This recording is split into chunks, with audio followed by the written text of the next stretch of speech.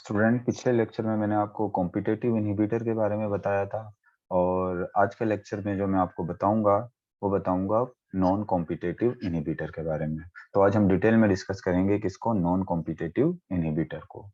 तो सबसे पहले तो देख लेते हैं कि नॉन कॉम्पिटिटिव इनहिबिटर को आपकी बुक जो है वो किस तरह से डिफाइन कर रही है। तो आपकी बुक कहती है कि inhibitor molecule that bind to an enzyme other than active site is called non competitive inhibitor. यानी ऐसे मॉलिक्यूल जो कि एंजाइम के एक्टिव साइट पर जाकर बाइंड नहीं होते। मिसाल के तौर पे ये एंजाइम है और ये एंजाइम का कौन सा साइट है, ये एंजाइम का एक्टिव साइट है। ये कौन सा साइट है, ये एक्टिव साइट है। अब ये एक इनहिबिटर है, ये एक इनहिबिटर है जो कि एंजाइम के साथ बाइंड होगा, लेकिन ये एक्टिव साइट पर बाइंड नहीं हो रहा है, यानी इस जगह पर जाकर ये बाइंड नहीं होगा। ये एक्टिव साइट के अलावा किसी दूसरी साइट पर जाकर क्या हो रहा है, ये बाइंड हो रहा है। तो ऐसा इनहिबिटर या ऐसा मॉलिक्यूल जो एक्टिव साइट पर बाइंड नहीं हो रहा, एक्टिव साइट से हटकर किसी दूसरी साइट पर बाइंड हो रहा है, तो ऐसे इनहिबिटर मॉलिक्यूल को हम क्या कहेंगे, उसको हम कहेंगे non competitive inhibitor. Other binding site of enzyme is called allosteric site. यानी जिस साइट पर जाकर, एक तो एक्टिव साइट, एक तो बाइंडिंग साइट कौन सा होता है, एक्टिव साइट। एक्टिव साइट के अलावा जो बाइंडिंग साइट होगा उसको हम क्या कहेंगे, उसको हम कहेंगे एलोस्टेरिक साइट। तो आपने याद रखना है कि एंजाइम के पास जो बाइंडिंग साइट है, एक एक्टिव साइट है और दूसरा कौन सा है, दूसरा जो है वो एलोस्टेरिक साइट है। जो एक्टिव साइट होता है उसको कौन से इनहिबिटर यूज करते हैं, कॉम्पिटिटिव इनहिबिटर। और एलोस्टेरिक साइट को बाइंड होने के लिए कौन से इनहिबिटर यूज करते हैं, नॉन कॉम्पिटिटिव इनहिबिटर जो है इसको यूज करते हैं। अच्छा, नॉन कॉम्पिटिटिव जो इनहिबिटर होते हैं या जो नॉन कॉम्पिटिटिव जो इनहिबिशन होती है, वो जो है वो दो तरह की होती है। एक रिवर्सिबल नॉन कॉम्पिटिटिव इनहिबिटर होते हैं और एक होते हैं इरिवर्सिबल नॉन कॉम्पिटिटिव इनहिबिटर। यानी दो तरह के इनहिबिटर हैं या दो किस्म की इनहिबिशन है, एक रिवर्सिबल नॉन कॉम्पिटिटिव इनहिबिशन और दूसरी जो है वो reversible irreversible non competitive inhibition. तो सबसे पहले देख लेते हैं reversible non competitive inhibition. In this case, यानी इन इस टाइप की जो इनहिबिशन होती है, in this case non competitive inhibitor inactive enzyme temporary. यानी जो रिवर्सिबल नॉन कॉम्पिटिटिव इनहिबिशन होती है, इसमें नॉन कॉम्पिटिटिव जो इनहिबिटर होते हैं वो एंजाइम को इनएक्टिव करते हैं टेम्पररी, हमेशा के लिए उसको जो है वो इनएक्टिव नहीं करेंगे। टेम्पररी मतलब वक्ती तौर पे उसको क्या कर देते हैं, उसको इनएक्टिव कर देते हैं। It does not prevent the formation of enzyme substrate complex. यानी एंजाइम सबस्ट्रेट कॉम्प्लेक्स की के फॉर्मेशन को ये प्रिवेंट नहीं करता। अब देखें इसका मतलब क्या है, इसका मतलब ये है, आप इधर देखें, ये एक एंजाइम है, ये एक एंजाइम है, ये एंजाइम का एक्टिव साइट है। चले, मैं इस एक्टिव साइट का, आपको पता है दो पोर्शन होते हैं, ये इसका बाइंडिंग साइट है। ये एक्टिव साइट के जिसको मैं रेड कलर दे रहा हूँ, ये कौन सा साइट है, ये बाइंडिंग साइट है। और मैं जिसको जो है ये येलो कलर दे रहा हूँ, ये कौन सा साइट है, ये इसका कैटालिटिक साइड है। ये कौन सा साइड है, ये इसका कैटालिटिक साइड है। अब क्या होता है कि जो रिवर्सिबल कॉम्पिटिटिव इनहिबिटर है, नॉन कॉम्पिटिटिव इनहिबिटर, अब रिवर्सिबल नॉन कॉम्पिटिटिव इनहिबिटर क्या होता है, एक्टिव साइट पर तो आपको पता है कि non competitive inhibitor active site पर तो आकर अटैच नहीं होगा, एक्टिव साइट के अलावा दूसरे साइट पर अटैच हुआ है जिसको हम क्या कह रहे हैं, एलोस्टेरिक साइट। अब ये जब एलोस्टेरिक साइट पर आकर ये नॉन कॉम्पिटिटिव इनहिबिटर अटैच हुआ है, तो ये क्या करेगा, इसमें चेंज लेकर आ जाएगा, किसमें चेंज लेकर आ जाएगा, कैटालिटिक साइट में। यानी ये जो कैटालिटिक साइड है, इसको क्या कर देगा, इसको चेंज कर देगा। देखिए किसको चेंज किया इसने, ये कैटालिटिक साइट को क्या कर दिया, चेंज कर दिया। अब क्या होगा, अब सबस्ट्रेट जो है वो आएगा। मिसाल के तौर पे आप देखें, ये सबस्ट्रेट आया, सबस्ट्रेट आकर क्या हुआ, एंजाइम के साथ बाइंड हो गया। जब सबस्ट्रेट एंजाइम के साथ बाइंड हो जाता है तो जो कॉम्प्लेक्स बनता है उसको हम क्या कहते हैं, उसको हम कहते हैं एंजाइम सबस्ट्रेट कॉम्प्लेक्स।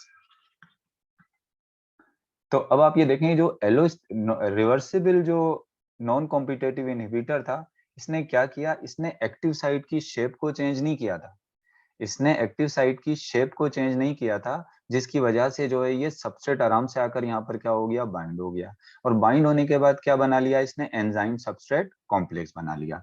लेकिन ये थोड़ा बहुत केमिकल चेंज लेकर आ गया है किसके अंदर, किसमें चेंज लेकर आ गया है? कैटालिटिक साइट में, यानी जो प्रोडक्ट में कन्वर्ट करेगा, जो सबस्ट्रेट को प्रोडक्ट में कन्वर्ट करता है, उस साइट को हम क्या कह रहे हैं? Catalytic site.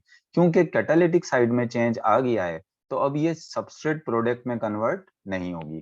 तो ये किसको प्रिवेंट कर देगा? ये प्रिवेंट कर देगा एंजाइम प्रोडक्ट कॉम्प्लेक्स। यानी नॉर्मली ये था कि इस सबस्ट्रेट ने किसमें कन्वर्ट हो जाना था? इस सबस्ट्रेट ने मिसाल के तौर पे कन्वर्ट हो जाना था इस प्रोडक्ट में। इससे क्या बन जानी थी? ये प्रोडक्ट बननी थी।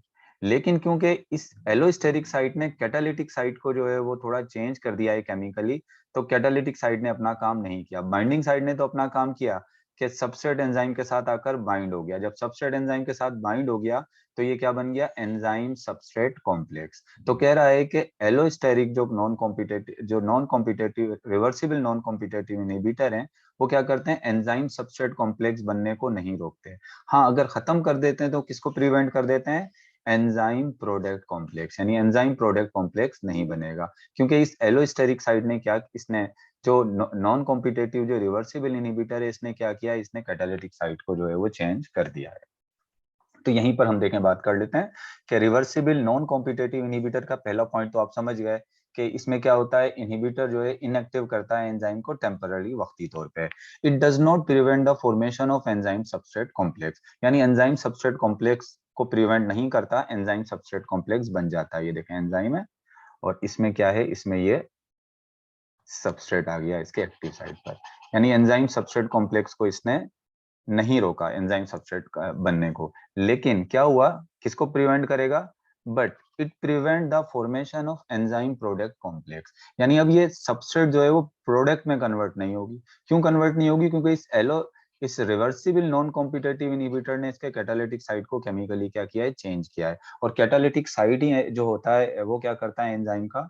वो सबस्ट्रेट को किसमें कन्वर्ट करता है? प्रोडक्ट में। तो सबस्ट्रेट प्रोडक्ट में कन्वर्ट नहीं होगी, तो इसका मतलब क्या है कि एंजाइम प्रोडक्ट कॉम्प्लेक्स नहीं बनेगा। तो ये तो हो गया non reversible non competitive inhibition. Important point हैं जो मैंने लिखे हैं, आपने इनको याद रखना है, इन 3 पॉइंट्स को। इसके बाद आ जाते हैं एग्जाम्पल की तरफ कि जो रिवर्सिबल नॉन कॉम्पिटेटिव इनहिबिशन है, इसकी एग्जाम्पल क्या है? Feedback inhibition is an example of reversible non competitive inhibition. Feedback inhibition क्या होती है? फीडबैक इनहिबिशन आपको पता है कि जब कोई एंजाइम, मिसाल के तौर पे अगर प्रोडक्ट बहुत ज्यादा बन रही हो, अगर प्रोडक्ट बहुत ज्यादा बन गई है, मिसाल के तौर पे ये बहुत ज्यादा प्रोडक्ट बन गई, तो बाज दफा क्या होता है? ये प्रोडक्ट ही जाकर एंजाइम के साथ बाइंड हो जाती है और एंजाइम की एक्टिविटी को वक्ती तौर पे रोक देती है। तो इसको हम क्या कहते हैं? इसको हम कहते हैं फीडबैक इनहिबिशन। तो वो जो फीडबैक इनहिबिशन है वो क्या है? वो किसकी एग्जाम्पल है? वो जो है वो रिवर्सिबल नॉन कॉम्पिटेटिव इनहिबिशन की जो है वो एग्जाम्पल है। क्यों रिवर्सिबल कह रहे हैं? क्योंकि जब ये प्रोडक्ट यूज हो जाएगी तो ये कॉम्पिटेटिव ये जो नॉन कॉम्पिटेटिव इनहिबिटर है यहाँ से हट जाएगा। यहाँ से क्या होगा? दोबारा जो है यहाँ से सेपरेट हो जाएगा। जब सेपरेट होगा तो एंजाइम दोबारा अपना काम करना शुरू कर देगा। मतलब ये जो non reversible non competitive inhibitor होते हैं, ये परमानेंटली अटैच नहीं होते। ये यहाँ से क्या हो जाएगा?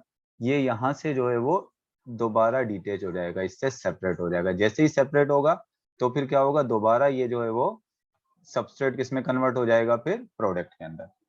तो याद रखिएगा, इसकी एक ही एग्जांपल यहाँ आपकी बुक में बताई गई है। फीडबैक इनहिबिशन की इसकी एग्जांपल है रिवर्सिबल नॉन कॉम्पिटेटिव इनहिबिशन की। अब आ जाते हैं सेकंड टाइप की तरफ, जो है irreversible non competitive inhibition. In this case inhibitor denature enzyme permanently, यानी इसमें एंजाइम को डीनेचर कर देता है, एंजाइम को परमानेंटली, यानी एंजाइम की शेप को जो है वो परमानेंटली क्या कर देता है? चेंज कर देता है। अब देखो, कहता है it alter the shape of enzyme, यानी एंजाइम ही की शेप को क्या करेगा? डीनेचर कर दिया, मतलब एंजाइम की स्ट्रक्चर को और एंजाइम की शेप को क्या कर दिया? अल्टर कर दिया, उसको चेंज कर दिया। That thus it destroy the enzyme, hence substrate can not bind the active site. अब इधर आप देखें, अगर मैं इसको इस तरह से बताऊं कि ये देखें एंजाइम है। अब मिसाल के तौर पे ये एक नॉन कॉम्पिटेटिव इनहिबिटर एंजाइम के साथ आकर अटैच हुआ। अटैच होने के बाद क्या किया? इसने थोड़ा प्रेशर डाला और प्रेशर डालकर इसने क्या किया कि इस एक्टिव साइट की, ये जो एक्टिव साइट था, एक्टिव साइट की शेप को ही चेंज कर दिया, यानी एक्टिव साइट की शेप ये चेंज कर दी। ये ऐसे शेप चेंज कर दी। अब आप देखें एक्टिव साइट की वो शेप नहीं रही, अब सबस्ट्रेट की शेप तो ऐसी है, और एक्टिव साइट की शेप इसके कॉम्प्लीमेंट्री नहीं है सबस्ट्रेट के, तो सबस्ट्रेट तो यहाँ पर आकर बाइंड ही नहीं होगा। तो मतलब इसने क्या किया, एंजाइम की पूरी स्ट्रक्चर ही चेंज कर दी, और परमानेंटली हमेशा के लिए इस स्ट्रक्चर को क्या कर दिया, चेंज कर दिया। अब एंजाइम कभी भी अपनी स्ट्रक्चर उसकी खराब हो गई, अब एंजाइम कभी भी अपना काम नहीं कर पाएगा। तो इसको हम क्या कहेंगे, इसको हम कहेंगे इरिवर्सिबल नॉन कॉम्पिटेटिव इनहिबिशन। अब इसकी एग्जाम्पल में अगर हम देखें, example of irreversible non competitive inhibition include cyanides. जो साइनाइड है ये क्या है, ये भी एग्जाम्पल है किसकी, non irreversible non competitive inhibitor की। हैवी मेटल जो है ये भी किसकी एग्जाम्पल है, हैवी मेटल भी एग्जाम्पल है किसकी, non competitive irreversible non competitive inhibitor की। अब देखें साइनाइड, साइनाइड जो है वो बेसिकली आपको पता है कि साइनाइड जो होते हैं ये बेसिकली क्या है, ये इलेक्ट्रोपॉजिटिव एलिमेंट्स हैं। अब ये साइनाइड जो होते हैं ये कहाँ पर, कौन से वाले जो हमारे एंजाइम्स होते हैं जिनके लिए जो है ये non competitive irreversible non competitive inhibitor का काम करते हैं। तो साइनाइड इनहिबिटिंग साइटोक्रोम ऑक्सीडेज, ये कौन से एंजाइम होते हैं, साइटोक्रोम ऑक्सीडेज एंजाइम के लिए इरिवर्सिबल नॉन कॉम्पिटेटिव इनहिबिटर का काम करते हैं। और साइटोक्रोम ऑक्सीडेज एंजाइम किस चीज के लिए एसेंशियल होते हैं, एसेंशियल फॉर सेलुलर रेस्पिरेशन। आपको पता है कि जो सेलुलर रेस्पिरेशन के अंदर इलेक्ट्रॉन ट्रांसपोर्ट चेन होती है उसके अंदर साइटोक्रोम ऑक्सीडेज जो है वो मौजूद होते हैं, और ये क्या करते हैं, उसको जो है वो इरिवर्सिबली जो है वो क्या कर देते हैं, डैमेज कर देते हैं। अब क्या करते हैं ये, they block the action of these enzyme by combining with iron. आपको पता है साइटोक्रोम क्या है, आयरन कंटेनिंग प्रोटीन है। क्या है ये, आयरन कंटेनिंग प्रोटीन है। और प्रोटीन के साथ जो नॉन प्रोटीनियस पार्ट लगे हुए होते हैं उनको हम क्या कहते हैं, प्रोस्थेटिक ग्रुप। तो which may be present in the prosthetic group, यानी आयरन साइटोक्रोम के कौन से ग्रुप के साथ अटैच होता है, प्रोस्थेटिक ग्रुप के साथ जो है वो अटैच होता है। और ये क्या करते हैं, एंजाइम किसके साथ कंबाइन हो जाते हैं, आयरन के साथ कंबाइन होकर उसकी स्ट्रक्चर को बिल्कुल जो है वो क्या कर देते हैं, साइटोक्रोम ऑक्सीडेज एंजाइम की स्ट्रक्चर को चेंज कर देते हैं। साइनाइड जो है वो बेसिकली कुछ फूड्स में भी होता है, जिस तरीके से एप्पल होते हैं, एप्पल का जो सीड है उसके अंदर साइनाइड होता है। लेकिन इसका मतलब ये नहीं है कि आप एप्पल का अगर एक सीड खा लोगे या दो सीड खा लोगे तो उससे ये आपकी बॉडी के अंदर जो है वो ये ऑक्सीडेज एंजाइम तमाम खत्म हो जाएंगे। वो बहुत कम कंसंट्रेशन में होता है, और आपको पता है कि इनहिबिटर अगर थोड़ी कंसंट्रेशन में है तो वो नुकसान नहीं करते।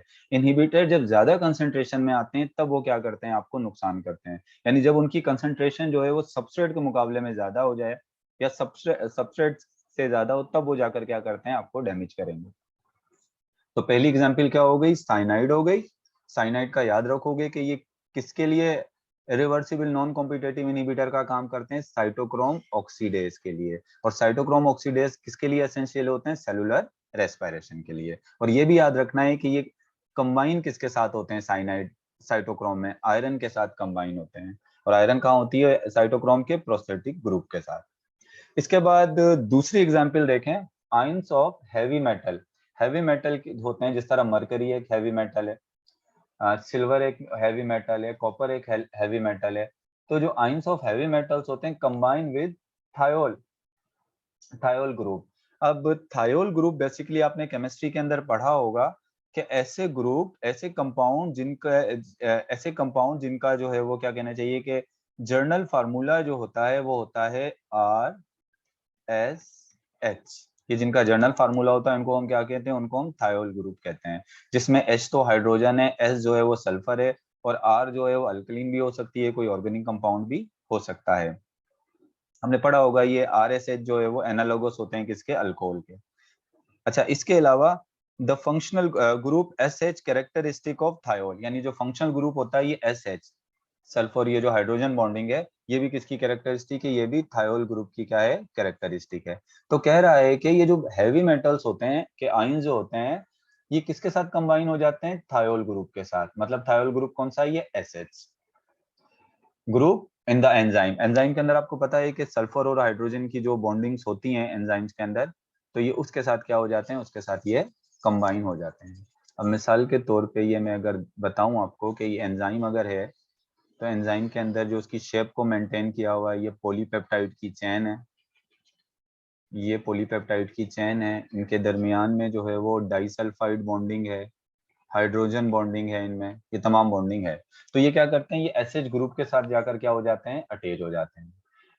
And breaking the disulphide bridge, यानी उसके साथ एसएच के साथ अटैच होकर ये जो डाइसल्फाइड ब्रिज होता है, ऐसे ये मिसाल के तौर पे ये चेन है प्रोटीन की, ये दूसरी चेन है, ये एक सल्फर का मॉलिक्यूल हो गया, ये दूसरा सल्फर का मॉलिक्यूल हो गया, और यहाँ पर इसका थायोल ग्रुप है। अब ये जाकर किसके साथ अटैच हो जाएंगे, ये जो इरिवर्सिबल नॉन कॉम्पिटेटिव इनहिबिटर हैं, ये जाकर जो है वो थायोल ग्रुप के साथ अटैच हुए और कौन सी वाली बॉन्डिंग तोड़ दी है, डाइसल्फाइड बॉन्डिंग तोड़ दी। अब ये डाइसल्फाइड बॉन्डिंग ने देखें एंजाइम की स्ट्रक्चर को, टर्शरी स्ट्रक्चर को मेंटेन किया हुआ था। जैसे ये डाइसल्फाइड बॉन्डिंग टूटती है, एंजाइम की टर्शरी स्ट्रक्चर जो है वो क्या हो जाती है, डिस्ट्रॉय हो जाती है। और जब टर्शरी स्ट्रक्चर चेंज हो जाएगी तो फिर एंजाइम की पूरी स्ट्रक्चर क्या हो सकती है, चेंज हो सकती है। तो अब कहता है कि दीज बेसिकली क्या काम कर रहा है, अब हमें सबसे पहले याद रखना है कि मरकरी, हैवी मेटल्स में कौन से हैवी मेटल्स, मरकरी, सिल्वर और कॉपर, ये किसके साथ कंबाइन होते हैं एंजाइम्स के अंदर, थायोल ग्रुप के साथ, यानी एसिड ग्रुप के साथ कंबाइन हो जाते हैं, और कंबाइन होकर फिर क्या करते हैं, जो डाइसल्फाइड बॉन्डिंग होती है एंजाइम के अंदर, वो बॉन्डिंग तोड़ देते हैं, उस ब्रिजेस को तोड़ देते हैं। वो जब ब्रिज टूट जाते हैं, the bridges are important in maintaining the tertiary structure, hydrogen bonding और ये सल्फाइड के जो ब्रिज होते हैं वो टर्शरी स्ट्रक्चर मेंटेन करने में इंपॉर्टेंट रोल प्ले करते हैं। व्हेन ब्रिज इज ब्रोकन, जब वो ब्रिज ब्रोक हो जाते हैं, enzyme became denature and inactive, यानी एंजाइम डीनेचर हो जाते हैं और वो क्या हो जाते हैं, वो इनएक्टिव हो जाते हैं। तो ये हमने बात कर ली किसकी, नॉन कॉम्पिटेटिव इनहिबिटर की। अब देखें नॉन कॉम्पिटेटिव इनहिबिटर के अंदर जो एमसीक्यूज के हवाले से याद रखने वाली जो चीजें हैं आपने जो याद रखनी है, तो याद रखनी है कि नॉन कॉम्पिटेटिव इनहिबिटर जो है वो सबस्ट्रेट से रिजेंबल नहीं करता, non competitive inhibitor active site पर अटैच नहीं होता, नॉन कॉम्पिटेटिव इनहिबिटर जिस साइट पर अटैच होता है उसको एलोस्टेरिक साइट कहते हैं।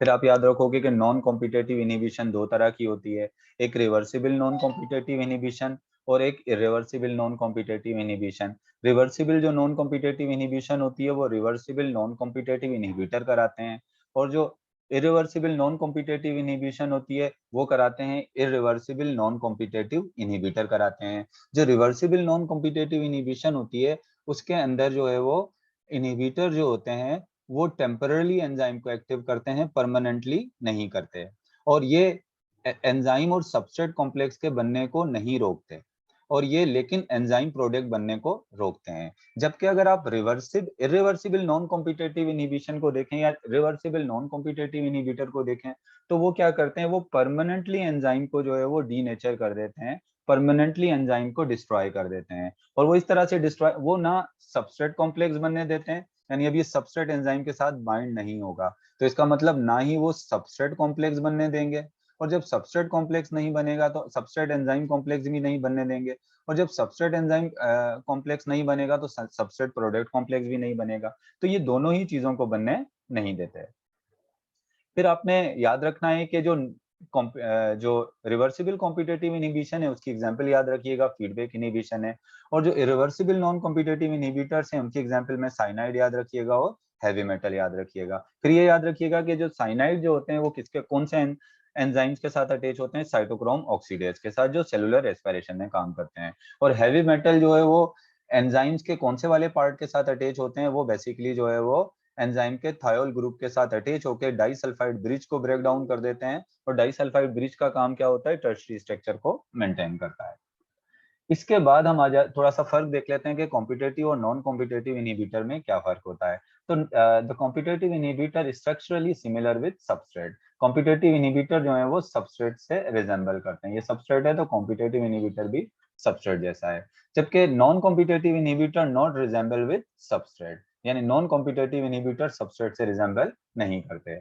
कॉम्पिटेटिव इनहिबिटर जो बाइंड होते हैं वो एक्टिव साइट पर बाइंड होते हैं, यानी वो सबस्ट्रेट से कॉम्पीट करते हैं एक्टिव साइट पर बाइंड होने के लिए।